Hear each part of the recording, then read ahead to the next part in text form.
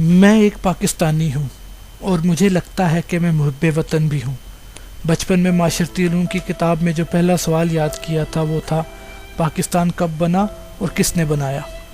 جواب تھا پاکستان 14 اگست 1947 کو قائد اعظم نے مسلمانوں کی مدد سے بنایا، اور تب بھی پاکستان کے لیے کوششیں جاری رکھیں جب قائد کو آخری سٹیج کی ٹی بی ہو گئی تھی، اور ان مسلمانوں کی مدد سے پاکستان بنا جنہوں نے اس ملک کے لیے جان بھی دی اور مال بھی، اولاد بھی قربان کی اور عزت بھی۔ کیپٹن راجہ سرور شہید وہ پہلی شخصیت تھے جن کے ذریعے مجھے پتہ چلا کہ نشان حیدر کسے کہتے ہیں اور شہادت کا مرتبہ کیا ہوتا ہے۔ مجھے لگا مجھے کیپٹن سرور سے بہت عقیدت ہے۔ پھر جب سننے میں آیا کہ ہماری ایجنسی دنیا کی بہترین ایجنسی ہے تو میرا سر فخر سے تن گیا۔ کچھ لوگ کہتے ہیں کہ اگر ہندوستان متحد ہوتا تو دنیا میں پہلے نمبر پر ہوتا، اور ہو سکتا ہے کہ قائد اعظم بھی پاکستان بنانے کے حق میں نہیں تھے، اور بھلا جب اتنے سالوں سے ہندو اور مسلم اکٹھے تھے تو پاکستان بنانے کی کیا تک تھی؟ مگر جب میں نے ٹی بی کا آخری سٹیج کا مریض دیکھا تو مجھے سمجھ آیا کہ یہ بے لوث خدمت اسی حالت میں کی جا سکتی ہے۔ میں نے اپنے آپ کو قائد اعظم کی روح کے سامنے شرمندہ پایا کہ میں نے اس ملک کے احساس اور قائد کی جد و جہد پر شک کیا۔ اجی ہم سب ایک ہیں، یہ درمیان کی لکیر کیا معنی رکھتی ہے؟ ہم کو تو بس امن کی آشا ہے، اور پھر فنکار کی کوئی سرحد کیوں ہوتی ہے؟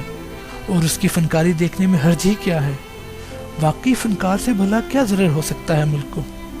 اور ہمسایہ ملک کی ثقافت دیکھنے دکھانے میں تو کوئی برائی نہیں۔ میرا دل ایک بار پھر ایمان لے آیا، مگر جب میں نے اپنے ہی ملک کے بچوں کو ہنومان کی جے کے نعرے لگتے ہوئے سنا اور کسی کا تکبر بھرا ایمان کہ ہم نے دو قومی نظریہ خلیج بنگال میں ڈبو دیا ہے، تو میں نے اپنے آپ کو تحریک آزادی کے لاکھوں شہداء کے سامنے شرمندہ پایا جنہوں نے اپنا سب کچھ اس نظریے کی خاطر وار دیا تھا۔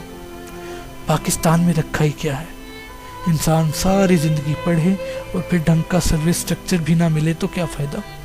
مجھے امریکہ جانا ہے جہاں پر کام کے پیسے تو اچھے ملتے ہیں۔ اس لمحے میں نے اپنے آپ کو کیپٹن سرور شہید اور اس جیسے ہزاروں شہداء کی روح کے سامنے شرمندہ پایا۔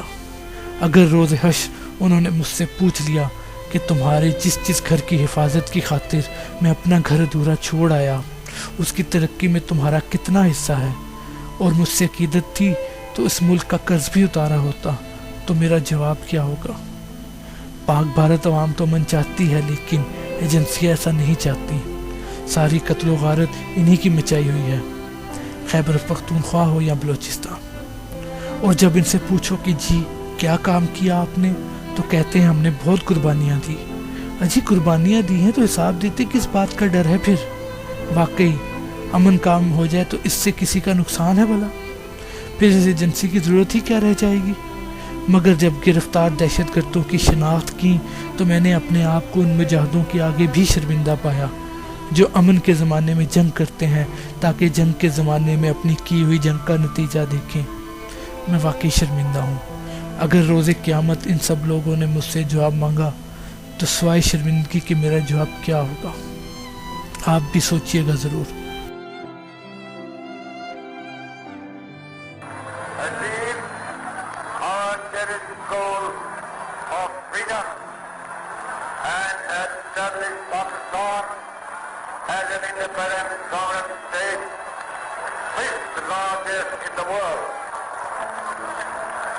That freedom can never be attained by a nation without suffering and sacrifice.